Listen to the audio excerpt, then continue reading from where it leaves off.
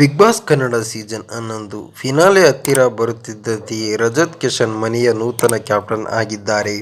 Big boss ಕೊಟ್ಟ ಅದ್ಭುತವಾದ task ಗೆದ್ದು ವೈಲ್ಡ್ ಕಾರ್ಡ್ ಎಂಟ್ರಿಯಾಗಿ ಮನೆಗೆ ಬಂದು ಚೆನ್ನಾಗಿ ಆಡುತ್ತಿರುವ ರಜತ್ ಮನೆಯ ಕ್ಯಾಪ್ಟನ್ ಆಗಿರುವುದು ಅವರ ಆಟದ ವೈಖರಿಯನ್ನು ತೋರಿಸಿದೆ.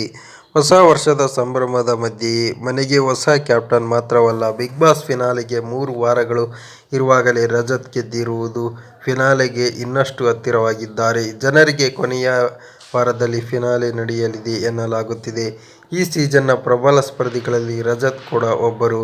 50 ದಿನ ಕಳೆದ ಬಳಿಕ ವೈಲ್ಡ್ ಕಾರ್ಡ್ ಮೂಲಕ ಬಿಗ್ ಬಾಸ್ ಮನೆಗೆ ಬಂದ ರಜತ್ ಟಾಪ್ 5 ಫೈನಲಿಸ್ಟ್ಗಳಲ್ಲಿ ಒಬ್ಬರಾಗಲಿದ್ದಾರೆಂಬುದು ಅನೇಕರ ಅಭಿಪ್ರಾಯ.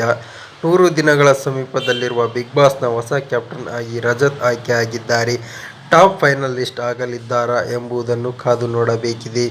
ಇನ್ನು ಮನೆಯವರಿಗೆಲ್ಲರಿಗೂ ವಿಶೇಷವಾಗಿ ಕೈಯಾರೆ ಅಡುಗೆ ಮಾಡಿ ಕಳಿಸಿರುವ ಸುದೀಪ್ ಅವರು ಅದರ ಜೊತೆಗೆ ಸಂದೇಶವನ್ನು ಕೂಡ ಎಲ್ಲರಿಗೂ ಕಳಿಸಿದ್ದರು. ಈ ಪತ್ರದಲ್ಲಿ ಉತ್ತಮ ಸಂದೇಶದ ಜೊತೆಗೆ ಕಿವಿ ಮಾತು ಕೂಡ ಇದೆ. ಇದರಲ್ಲಿ ಕ್ಯಾಪ್ಟನ್ ಆದ ರಜತ್ ಅವರಿಗೆ ನಾಯಕನಿಗೂ ಖಳನಾಯಕನಿಗೂ ವ್ಯತ್ಯಾಸವೇ ಇಷ್ಟೇ. ಒಬ್ಬನಿಗೆ ಕೋಪ ಜಾಸ್ತಿ, ಇನ್ನೊಬ್ಬನಿಗೆ ತಾಳ್ಮೆ ಜಾಸ್ತಿ. ನೀವು ನಾಯಕನ ಅಥವಾ ಖಳನಾಯಕನ ಎಂದು ಬರೆದಿದ್ದರು. ಇದಕ್ಕೆ ಉತ್ತರಿಸಿದ ರಜತ್, ನಾನು ನಿಮ್ಮ ಅಭಿಮಾನಿ ಸಾರ್ ಎಂದಿದ್ದಾರೆ. ಕ್ಯಾಪ್ಟನ್ ಆಗಿರುವ ರಜತ್ ಮನೆಯನ್ನು ಎಷ್ಟು ಸಮರ್ಥವಾಗಿ ನಡೆಸಿಕೊಂಡು ಹೋಗುತ್ತಾರೆ ಎಂಬುದು ಮುಂದಿನ ವಾರ ಕಾದು ನೋಡಬೇಕಾಗಿದೆ. ಏಕೆಂದರೆ ರಜತ್ಗೆ ತಾಳ್ಮೆ ಎಷ್ಟಿದೆಯೋ ಅಷ್ಟೇ ಕೋಪ, ಜೊತೆಗೆ ಅಷ್ಟೇ ಎಂಟರ್ಟೈನಿಂಗ್ ಆಗಿರುವ ವ್ಯಕ್ತಿ ಕೂಡ ಹೌದು. ಹೀಗಾಗಿ ಅವರ ನಾಯಕತ್ವ ಹೇಗಿರಲಿದೆ ಎಂಬುದು ಎಲ್ಲರ ಕುತೂಹಲ. ಈ ಮಧ್ಯೆ ಡಬಲ್ ಎಲಿಮಿನೇಷನ್ ಮುಂದಿನ ವಾರ ನಡೆಯುವುದು ಬಹುತೇಕ ಪಕ್ಕಾ ಎಂದು ಹೇಳಲಾಗುತ್ತಿದೆ.